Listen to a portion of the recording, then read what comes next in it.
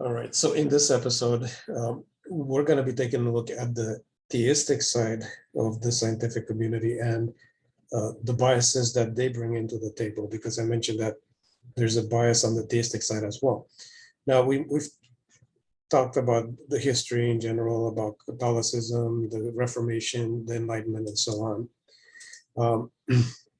Once the Enlightenment happens, we mentioned that there was a new type of Christianity that was developed called liberal Christianity. And this came on the scene as a reaction to the Enlightenment and as an attempt to protect Christianity from the impact of the Enlightenment, because people had the foresight to see that if things continue on in the direction that Enlightenment philosophers were taking things, that eventually Christianity will die out because it's going to be made obsolete. So liberal Christianity made some changes in the epistemology of Christianity. And the one main shift was this idea that the basis of religion doesn't have to be either direct revelation to scripture or something else like the Protestants said. It doesn't have to be natural theology like the Catholics said. It could be just basic human experience. And the idea is something like this, that each of us, as we grow up, we start to mature as human beings, we come to the place where we realize our own limitations and our own weaknesses and our need to depend on something bigger than ourselves. And in that sense of dependence, we realize that we have a need for something higher, and that becomes sort of the basis of our religious experience. This sense of reliance on something that's greater than ourselves. And if we use that as the basis of the Christian religion, then we don't have to rely on some of the other elements that had become, that were being brought into question by scientific progress. So in order to avoid the possibility of science eventually of science eventually discrediting all of Christian theology, liberal Christianity developed this sort of precautionary adaptation to science, where it basically said that even if science finds a way to prove that everything that exists developed entirely naturally, entirely on its own, that still doesn't mean God doesn't exist, because God could still exist in spite of that. And he is the basis of our existence and the basis of the existence of everything else, even if the method by which he created reality was through what appeared to us as these natural processes. Now, the underlying metaphysics of this paradigm could be different things. It could be pantheism, where God and the natural world are one, or panentheism, where the natural world is part of God in some way. It could just be mystery. We don't know how it is, but what the relation is between God, or even some of the other systems we discussed before, like Platonism or Aristotelianism. But the idea is that this version of Christianity started off with the intention to adapt to the the trends that were being seen in society because of the Enlightenment. So this is important because a lot of times scientists, atheistic scientists, when they talk to people that have issues with some of their views, they will say, well, hey, there's a ton of other Christians, they might say, I'm an atheist, but I know a ton of Christians who are scientists and who agree with this perspective. But a lot of times what they don't realize is the fact that that version of Christianity was created intentionally for the purpose of adapting itself to science and adapting itself to modern philosophy. It's not an accident that there's agreement there. Okay, so we have liberal Christianity. This starts off sometime in the late, somewhere in the 1800s or so. And we see the development of this type of Christianity over the next century and a half or more. Further down, like towards the end of the 19th century and into the 20th century, we have Another version of Christianity that's kind of a reaction to liberal Christianity, in the sense that people came to the place where they felt liberal Christianity wasn't good enough, like it wasn't close enough to the authentic Christian experience. So they developed some kind of a hybrid that maintained some of the principles of liberal Christianity, but then tried to kind of reconnect back to traditional Christianity. And one of the bases for this was the idea of Christocentrism. In other words, just to give an example, like in terms of the Bible, you might say, well, the Bible has all these errors. And they will come back and say, no, it doesn't matter if the Bible has errors, because the one purpose of the Bible was to point people to Christ. So, God became incarnate and he became a human being. And the purpose of the Bible was just to point people there and either point them forward to the coming of Christ or point them backwards to the fact that he had already been there. It doesn't matter if the Bible got scientific facts wrong. It doesn't matter if he made other kinds of errors. These are the people that wrote the Bible are human beings, but they were inspired only in terms of this idea of the coming Messiah. So that's the thing that is inspired about Scripture, not other stuff. So this was a way to kind of circumvent higher criticism and all the different things that critical scholars had raised against the Scriptures, all the different problems that people had brought up in regards to Scripture. And Neo-Orthodoxy said, no, we can still accept the value of Scripture because it's still valuable and that it points us to Christ. But the rest of the theology still had this liberal framework. So it was still able to adapt to things like evolution. It was still able to adapt to things like higher criticism and other scientific elements that might have conflicted with traditional Christianity.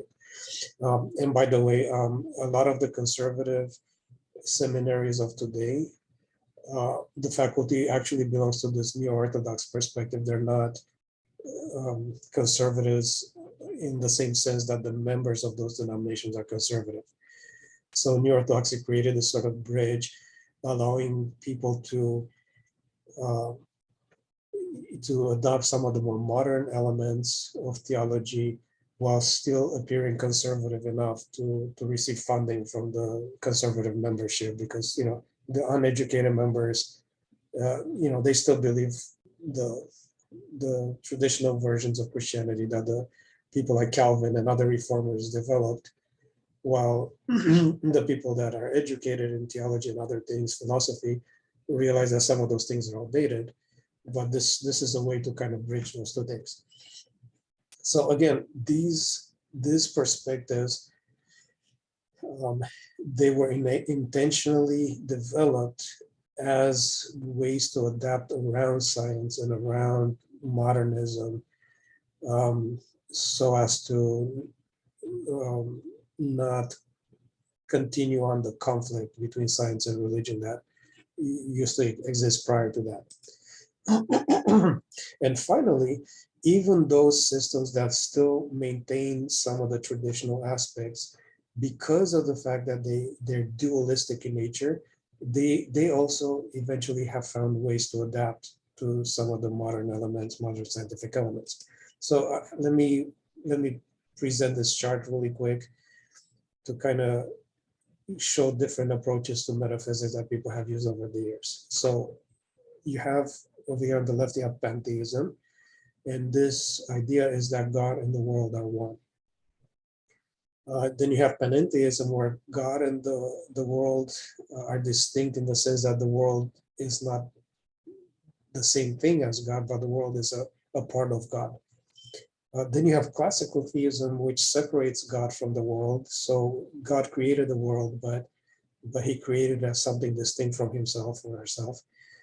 And then finally you have naturalism, where the world is there and it's material and everything is natural about it, but God doesn't exist. So these are kind of the broad perspectives. And then if you look at this classical version where God is separate from the world can have different forms. It can have the Platonist form where there's a material realm and an immaterial realm. You could have the Aristotelian form where the material components of the world have an immaterial side to them. And then if you move forward in history, as we get to the early Enlightenment, so even Descartes before some of the other changes happened after the scientific revolution and the Enlightenment progressed, Descartes himself believed the world was not dualistic. So the world as a whole, reality was natural or material and mechanistic, but he created a dualism between the world and the mind. So the matter and mind. It was still a dualistic type of perspective, but it was different than Platonism or Aristotelianism. And a lot of modern Christians actually they resonate more with Cartesianism than some of these other perspectives, some of the older perspectives, because they just believe in the idea of the soul. And then everything else is just natural or material, the way scientists view it. And finally, there's another option that never really got too much traction because people kind of shifted from Cartesianism all the way here to naturalism. And that is the option that the world is one thing. So the world is the same or exactly how the materialist or the naturalist view it, but God exists. So God is separate in the world. The world is not dualistic in any one of these three versions of dualism. It's just one thing, but God exists as well. And what I want to argue for this section, because this video addresses the theist perspective, is that if theists want to evaluate the scientific method and they want to understand it and to understand its limitations, they have to view the world from as being one of these two options. If they come at it from any one of the dualistic perspectives, they're not going to be able to see the implications of the scientific method because there's too many variables involved in the process. Now, there's several other things with this diagram. Like, for example, here I talk about how these views understand knowledge. So, they view God as timeless, and then the timeless God imprints knowledge on the soul in one of these ways. But then by the time you get to Kant over here in the modern world, there is no way to connect knowledge to the metaphysical. So knowledge becomes a social construct. Our mind starts to make sense of the world around it and things like that. And then this version of theism kind of builds on that as well. So it rejects this idea of knowledge being as a sort of imprint on the soul, because it rejects the concept of the soul altogether. It's not dualistic, and it rejects the timeless God element. And by temporal, it doesn't mean that God is limited. It's just that God is everlasting, but not timeless. So everlasting means that God always existed going backwards in time to infinity, while timeless means that God doesn't experience time at all. So for God, there is no such thing as time. And in fact, this timeless reality is the actual reality, and temporality is a sort of secondary reality or a shadow of the ultimate reality. And then depending on how people viewed knowledge, they had different views of how knowledge is acquired. So for Platonists, it was about philosophy and scripture. For Aristotelian-based theology was natural theology plus scripture. Once you get to this section, the kind of a more modern approach to theology is to claim uncertainty, because there's the impact of Kant and his death of metaphysics leads to uncertainty. And here, knowledge of God and knowledge of spiritual things or whatever is a form of direct communication. So God just communicates to people the way he communicates to the way people communicate with each other, and however he did this through the scriptures or some other way. Anyway, some of the stuff is not directly applicable to what we're talking about here, but there are, because of the different metaphysical paradigms, there's different ways people understand all these elements. So they understand God differently, they understand reality differently, they understand man differently, and they understand how knowledge works. All of these options here, so pantheism, panentheism, or Platonism, Aristotelianism, or Cartesianism, all of these are a form of dualism because they view reality as being composed of multiple parts. Okay, so now that we've discussed the fact that there's many different forms of dualism, again, just to reiterate, dualism views reality as having a physical material layer, and then there's also some kind of immaterial or supernatural layer. And again, this could be inside the object, it could be outside the object, it could be God himself or a part of God or something like that. So that's how dualism views things. Now, the thing is that because dualism sees things as having these two layers, it could adapt how much priority it assigns to each of the two layers. So in the pre-modern world, people viewed reality as having less basis in the material and more of a basis in the supernatural. So for example, if you saw something happen like an earthquake or a volcano or a thunderstorm or whatever, and you couldn't understand what scientific explanation you could give to those phenomena, you could always say, well, that part is caused by the supernatural side of reality. So the supernatural side of reality used to be broader in the material, or the natural side of reality was narrower in the past.